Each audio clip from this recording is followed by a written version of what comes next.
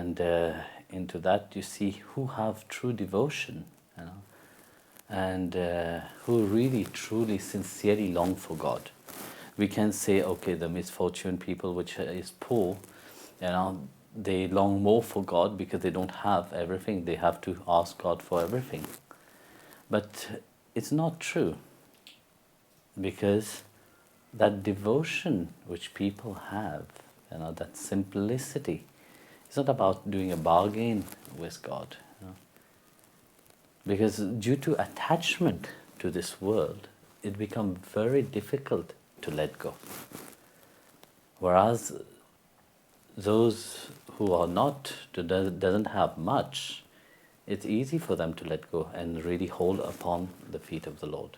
But that doesn't mean that only poor people or Shudra people reach to that state of God, because we have to understand that the Atma is the same. The Atma is not concerned about rich or poor, white or red or yellow, whatever color you are. It's only about awakening into that state, to reach to that level of building a relationship with God. In Bhagavad, Canto 11, chapter 12, verse 24, it's said that the sober soul, with devotion to the feet of the Guru, with the acts of detachment, the acts of knowledge, actually cut down the individual soul, that attachment, cut down that attachment to the individual soul. With great care, one attain to that supreme reality, to that supreme soul. Then one have to let go of that object which one have used to detach itself completely. So that's what it said in the Bhagavad. When we analyze that, you see the sober soul, how the soul is, which means firstly we have to understand that we have to come to a point of, when we talk about sober, the word sober means non-attached to things. When somebody is drunk, and they are dependent upon drinking, they become addicted to that. They are not sober, they are not clear, they can't see things clearly. So Bhagavad said that this soul which is sober in itself, which means is not attached, the soul know clearly what does the soul want, and that kind of devotion awake when one surrender to the feet of the Guru. So when one surrender to the feet of the Guru, it's not just say, okay, I believe in the Guru, or I supposedly just pretend to follow the Guru. No, it said those who sincerely want that spiritual knowledge they need to hold upon, the acts of knowledge. So through the acts of knowledge, they have a certain detachment from this world itself. When one perceives that this detachment is happening through the acts of knowledge, we have to detach from all these material things. It's not only these things that we have built in this life itself, but through countless of lives, we have to detach. That's why I said cut the soul, itself from attaching to these endless desires which you have created. And when one cut all these desires, one attained to the state of perfection. And when one attained to the state of perfection, everything become clear. But we should not hold upon again that knowledge also. We should not hold upon those things we have helped us to detach. We have to expand, because through that we come to the point of realizing it's only Him that matter. So whether it is the Brahmin or the Shudra, if one built such detachment from the ego identity of the outside, and really transcend. Because Brahman, what is Brahman? Brahman is the one which has a remind people of the way of life, yeah, and remind people what they have to focus upon. Yeah. So this caste system was placed there as a way of life itself. Everybody was put in their own dharma to do in life. So like that also the Shudra, like Bhagwan himself said, the Shudra are his feet. Yeah. So how can the feet not important, or the head is the most important than the feet? No, every part of the body of the Lord is equally important. So understand that, of course, human mind use that as an excuse to claim that they are more superior. They don't see that Brahman is one who attained to the state of perfection. Yeah? It can be a Shudra caste, born in a Shudra caste itself, but it doesn't mean actually how the outside nowadays view it. You know? So, of course, you see very clearly that many low caste people, who we call low caste, according to the mindset of the outside, they have excelled to the state of even more higher than a Brahmin itself. So, not only to the Brahmin state, but even higher than that, they attain to God Himself.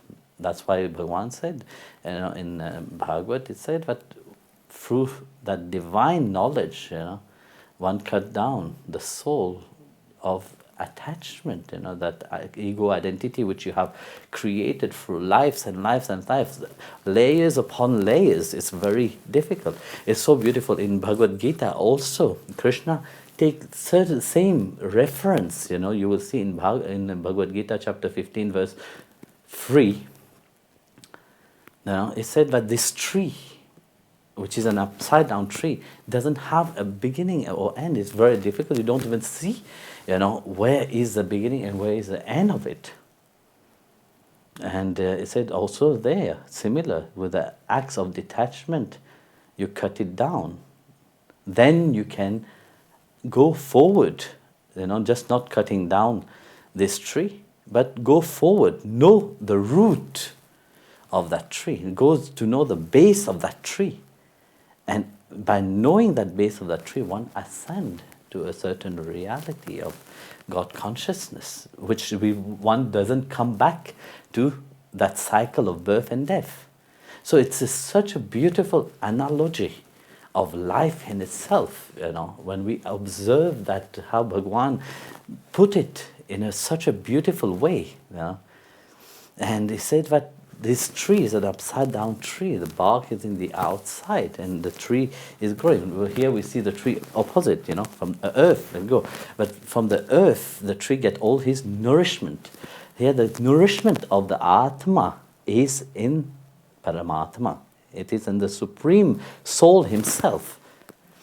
But the Supreme Soul, who knows? It is endless. Nobody have a clue of where is the beginning of the Lord Himself and where is the end of Him. There is no beginning, there is no end of Him. But yet what you perceive on the outside, we have built the reality of the outside. It is this material reality, what you see. That's why it is said in same verse, chapter 15, verse 2, it explained that the bulb of the tree itself is all the desire which human, the bulb open is a desire and all the wants and needs of the outside reality, which when people run toward that to fulfill these material desires, all this stuff, the tree expand itself and grow more and more. Just like a tree, when you look on the normal, not upside down one, normal one, you see when more you water the plant, more the tree grow bigger. More you look after the plant, more the tree grow bigger. But nature look at it in a different way. Nature give when as much as it is needed, but it allowed the plant also to grow its root and make it strong. But to grow its root and make it strong into the divine itself. So the divine aspect of who you are, that divinity which is inside of you, receive that essence receive that energy or strength from the Supreme Himself, from Srimad Narayana Himself. And that's what is kept inside. But when you look only on the outside, then you are deluded. So the same thing, very often the Brahmin are so much proud of their knowledge. Like in the Bhagavad, it said that instrument that you have used to cut down this ego identity, or you've cut down this delusion, you have to throw it away. It's just like you're walking in the forest, thorn go into your feet. What do? You take another thorn, you take it out. But do you keep the thorn? No, you don't keep the thorn. As much as it have hurt you, you will be happy to take it out and throw it away. So your soul have been hurt for endless of life itself. But then why do you still keep that thorn which you have used to really remove that thorn which is inside of your foot? You have to take both of them and you throw it away. So the same thing, you see, in life it is like that.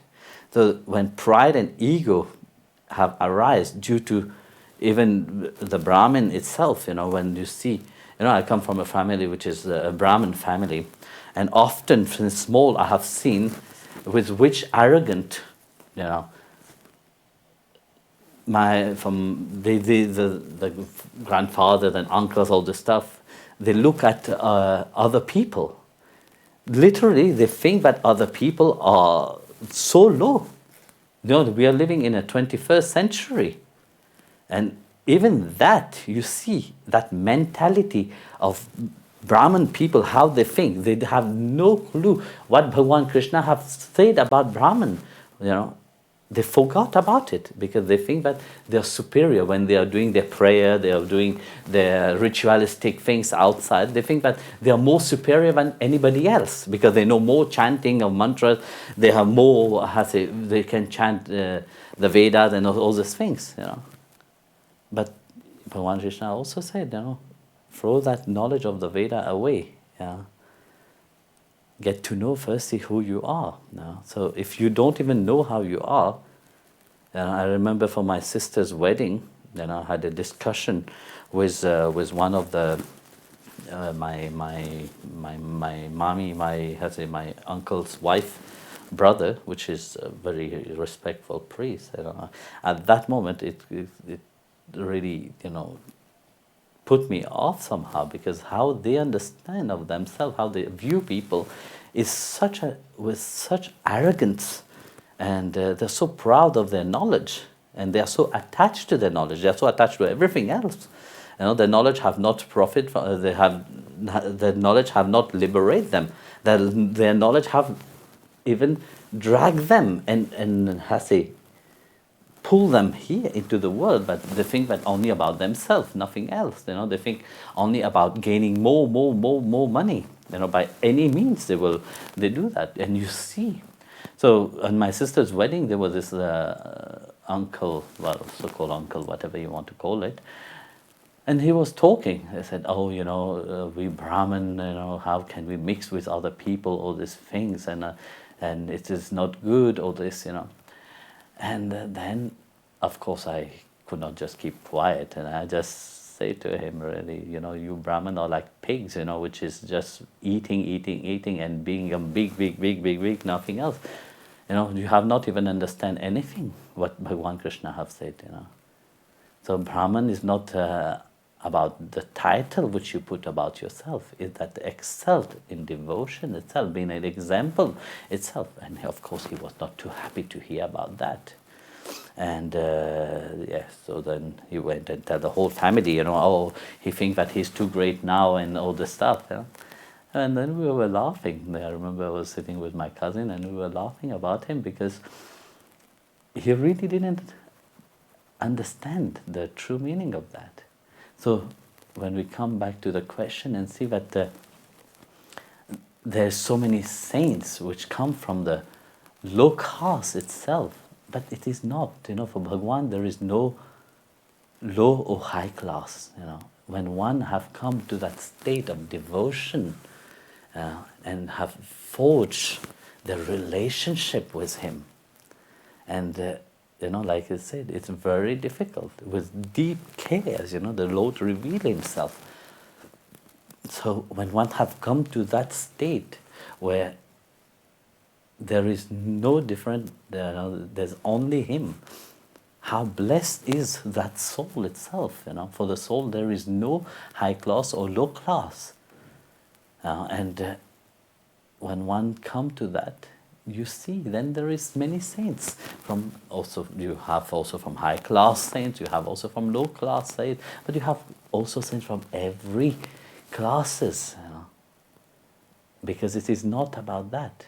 It is about your relationship with the Supreme Himself, the relationship with Srimad Narayana Himself. So when you understand that, that class system disappeared. That caste system disappeared, because there is no high class or low class. There is only pure devotee of the Lord. So that's why you will see, even these saints, when you see from the low class, how much they were attacked from the so-called Brahman itself. Sandhyaneshwar itself, how much he had to go.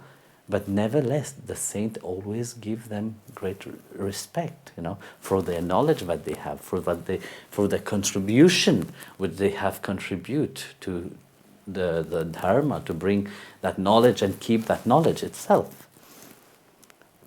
But we should not forget, in the eyes of Bhagwan is our relationship to him that count. It's not the caste system. It's not rich, poor. It's not which religion you belong to. If you have built your relationship to him and really have the deeper understanding about your relationship to him, then he become your reality. So that is the most important thing. So earlier I was reading a story, I think. There's a story of a saint, Arjan Dev. He was giving always discourse, and many people will go to him. You see, in India, when a saint gives discourse, they talk about, there's a talk about, of course, how life must be and how one should attain to the divine. But of course, you see, there is also bhajan kirtan going on. So these chanters, they become very proud, thinking that people will come because of them, because they are singing so nicely and so beautifully. So inside of their mind said, oh, how can we make money from that situation? It is a mindset of how can we profit from that situation and make money. So what they did, they went to Guru Arjan and said, we have some problem. We would like that, as you have lots of devotees, you have lots of disciples. Your disciples extend from here to Kabul itself, in Afghanistan, and we will, at least to support us, we will ask you to ask each of your devotee, your disciple, to give us 1 rupee. They said, okay. Then Guru Arjan said, okay, fine, I will do that. So they waited. In anticipation, they were waiting and waiting. So they waited for a month, nothing. They were thinking that Guru was collecting the money for them. So there were nothing. So they went again. They put the request again. So, we are in difficulty. So if you can help us, by each of your disciples give 1 rupee. After 2 months, nothing. So they went again and said, and this time with a bit strictness and rude way, they said, listen, we have come, but it fell on deaf ears, so please request your disciple to give us 1 rupee per disciple. It's nothing. So the Guru said, okay, tomorrow you come, I will give you. And the next day they were thinking the Guru don't have much money, and all the money that he have, he use it in the Sangha itself, to feed the people, all this. How would he give us, maybe he will take a loan. So having that in mind, the next day they went to Guru Arjan Dev. So when they reached Guru Arjan Dev, they said Guru Arjan Dev gave them 4.5 rupees. Then they were looking. I said, "Oh, is it a joke? What you are making?" And I said, "No, it is not a joke.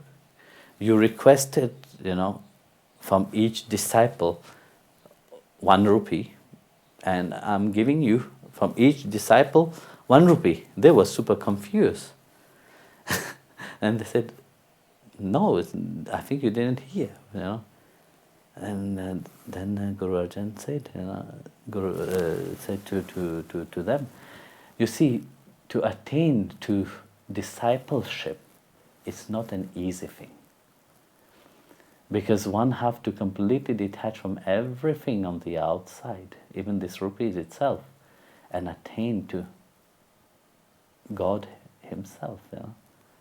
So then one become a disciple. So you ask for discipleship, there's only 4 disciples of God. That is Guru Nanak Dev Ji. There is Ramdas, Ardas, and one more, Arjan. No, Arjan is him. So there's Guru Nanak, there is Ramdas, there is 2 more disciples, Angad Das, and one more is Amardas. Yes. So Amardas, and then he said, "And as I myself, I have not yet a disciple, but I'm half a disciple, so I give you accordingly half paisa, half cents from that." And you see, that's to attain to that state of how the saints have attained. It's not an easy thing, So even these saints from the low caste itself, it is only through devotion, how much they are dedicated to the feet of the Guru, how much they are dedicated to the feet of God. That's what really bring them to that state, even higher than Brahman, higher than everything else. They attain to the Supreme Lord Himself, where the Supreme Lord reveal Himself to them and build this relationship, which there's only one way, but they don't come back again when they have attained that state. So in the eyes of the Lord, there is no different, just like the sun shine equally on bad people or on good people. But those who really can build this relationship with God, open up their heart, without any ego and pride, then Bhagwan reveal Himself. And when Bhagwan reveals Himself, there is no coming back to this reality again. Guruji, some mystics are called Sadguru, as in a type of a name. Does it mean that they are a true Sadguru? And how can we recognize a real Sadguru? Look, there is many. Sadguru is a title. Very often you see people take this name as to identify themselves. So Sadguru is a guru which is here. What is a Sadguru firstly? Sadguru is the one who can reveal the divine, reveal God to his disciple. You can say, yes, you want God. This is what is the most important thing in life, nothing else. This is a true Sadguru. Now there is many who have, like I said, it's a title which people put to themselves or have been given, but without even knowing the deeper meaning of that. They think that just being into the world and being happy, that is a Sadguru. No, the Sadguru is the one which can reveal God instantly to that disciple. That is the true meaning of the Sadguru. And of course, you see, nowadays it's like I said, people have this one is Sadguru, that one is Sadguru, and you have many Sadgurus, because that's what everybody want to, call themselves, and that's what many people said. Okay, he's a Sadguru because he have attained to that state of realization. No, attained to state of one realization is nothing. You can be able to say, okay, you want God, I'll give it to you. Instead, a click of finger, I can give him to you. And that is a Sadguru. And of course, the Sadguru is wise. He will not give that to somebody who don't know how to handle that. Guruji, what is the difference between love and sympathy? How do we know which one we are giving to people? Well, simple. Love is everything. Now, when you are on the spiritual path, love is whatever you do. What is embedded inside of you. Sympathy is when you pity somebody. When somebody is in front of you and you feel pity for that person, then it is sympathy. So love is unlimited and sympathy is with limited, because in sympathy you go into the problem of that person which you are pitying, and by making that person problem yours, then you also become, you can't help that person. And like I said, when you go to a doctor and start explaining your problem to the doctor, and the doctor sit and cry with you, do you think the doctor will be able to help you? No, the doctor will not be able to help you. That's why there's rules that a doctor should never work. Let's say in an operation, a doctor, even if he's so good, he should never work upon his own family members, because there's an emotional link to that. And if there's an emotional link towards that person, then you will make mistake. So feeling and sympathy for somebody, you will never be able to help that person. But in love, you will be able to help that person, because in love, you will forget about yourself. Because in sympathy, you still hold upon you. I am doing that for you. But in love, no. You do it unconditionally, selflessly, whatever you do. So this is the two different between love and sympathy. Then also one thing is that you can have sympathy on someone. Doesn't mean that you're helping the person. But in love, you will do anything beyond even your own comprehension to help that person, because you forget about you in love. But in sympathy, you will come to a limit. You see that clearly in Bhagavad itself, in the story of Gajendra Moksha. When the Gajendra, who was a mighty elephant, had many wives, all this, and he went to drink water. I cut the story short, you know the story. So he went to drink water, and as he was drinking water, a crocodile came and hold his feet, and bite his feet and drag him in deeper and deeper. So with sympathy, his wife and friends tried to pull him out of it because he was screaming with pain. They could not. They tried their best, but they could not, But with love, when he called to the Supreme Lord, when everything was finished and he called to Sriman Narayana, he said, "You are the only refuge, nobody else." First I find into this delusion world, I find happiness into it. I find happiness into my wife, I find happiness into my children, I find happiness into the material reality. But then when I am in the jaw of Maya itself, when I'm in the jaw of being drowned, they can't pull me out, because they themselves are into this same jaw. They themselves are how say, caught into that jaw of Maya. How can they free me? They can't free me.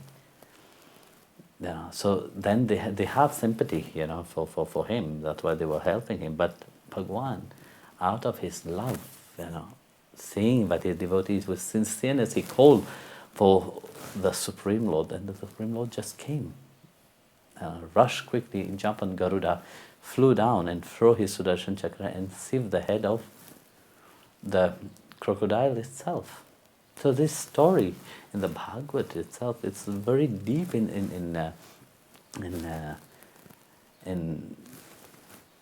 expressing the way of life, where we go into this world, when we look with the physical eyes, without knowledge, we don't have spiritual knowledge, spiritual understanding, then we look at this world we look at it with the same misery the world is, because you are swimming into that misery.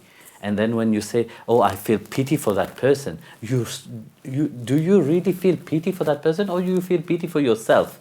Because you are in the same, you're drowning in the same dirt. I will use another word right now, but I use dirt. So you're drowning in the same dirt, looking at that person which is calling for your help. You say, yes, I want to help that person, but then you look at your own self. You're also in the same dirt, so how can you help somebody else? So that's what is pity in itself. This is what is sympathy. What people say, I feel sympathy. If you feel sympathy truly for somebody, can you liberate that person from that? No, you can't. You don't have that power to do that. So that's why when we talk about love, we talk about love. We don't talk about love, the individual love. I'm not talking about the love which people understand. But when we talk in the spiritual field, when we talk about love, we are talking about love as bliss in itself. Love that liberate, love that is there, which care for others, but to free them from that delusion which they have created. That is love. That is not sympathy. That's why you see the saints have great love for the people. They don't have sympathy, because in sympathy you will just help somebody, then the next day again they will be back to the same things. Nothing have changed. But love transform, and love liberate. People who think that people who talk about love, or who say that love is everything, they are weak people. No, in reality, love is the most strongest things, because they have never felt it. They have never understand love. Well, who can understand love with the mind? Firstly, so first you have to feel it, and let this love consume you. Then you have experience of love itself. Otherwise, then you will be still sympathizing with people, feeling pity with people. Then you don't help the people, and it don't help you also. So this is the two different things between love and sympathy. Dear Guruji, if the lockdown were to end tomorrow, what would be the first temple you would visit in India, and why? Or is there somewhere else you would like to go? If where we lockdown is not here, there's no lockdown here. So, I mean, lockdown in Germany had been removed already 2 weeks ago now. So, it's funny, today while I was walking, we were talking about that. I was saying to Swami Anashriya, it had been 2 weeks since the lockdown have gone, but I don't have any feeling of going anywhere. And we were laughing about it. But if you ask me if there will be a temple to visit, I would like to go to Jagannath Puri. This is one place I like very much. And yesterday somebody sent me a video from Yamuna in Vrindavan.